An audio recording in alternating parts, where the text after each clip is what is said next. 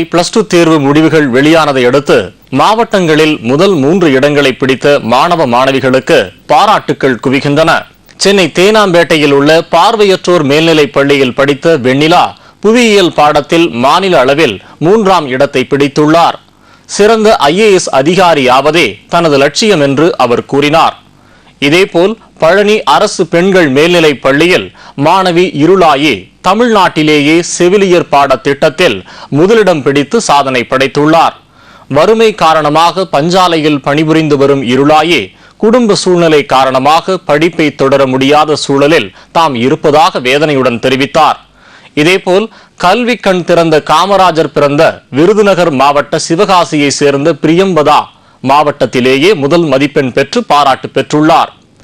திருவண்ணாமலை மாவட்டம் போலூரை சேர்ந்த ஜனனி என்ற மாணவி 1171 மதிப்பெண்கள் பெற்று மாவட்டத்திலேயே முதல் மாணவியாக தேர்ச்சி பெற்றுள்ளார். நாகை மாவட்டத்தில் +2 தேர்வு எழுதிய மாணவர்கள் 81% தேர்ச்சி பெற்றுள்ளனர். இதில் மாவட்ட அளவில் 2 பேர் 1168 மதிப்பெண்கள் பெற்று முதலிடத்தை பெற்றுள்ளனர். இவர்களுக்கு மாவட்ட ஆட்சியர் பாராட்டு தெரிவித்தார். சிவகங்கை மாவட்டம் காரைக்குடி அழகப்பா பள்ளியை சேர்ந்த மாணவி மீனாட்சி 1178 மதிப்பெண்கள் பெற்று மாவட்டத்தில் முதல் மாணவியாக திகழ்கின்றார். மேலும் பொருளியல், வணிகவியல், கணக்கு பதிவியல் மற்றும் வணிக கணிதம் ஆகிய பாடங்களில் அவர் 200க்கு 200 மதிப்பெண்கள் பெற்றது குறிப்பிடத்தக்கது.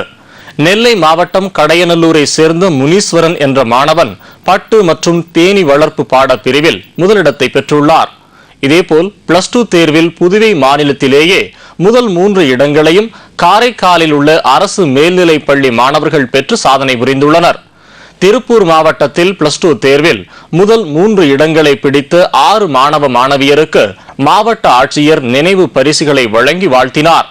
மாவட்ட அளவில் முதலிடம் பிடித்த ரங்கநாதன் என்ற மாணவர் IAS அதிகாரி ஆவதே தமது லட்சியம் என்று தெரிவித்தார்.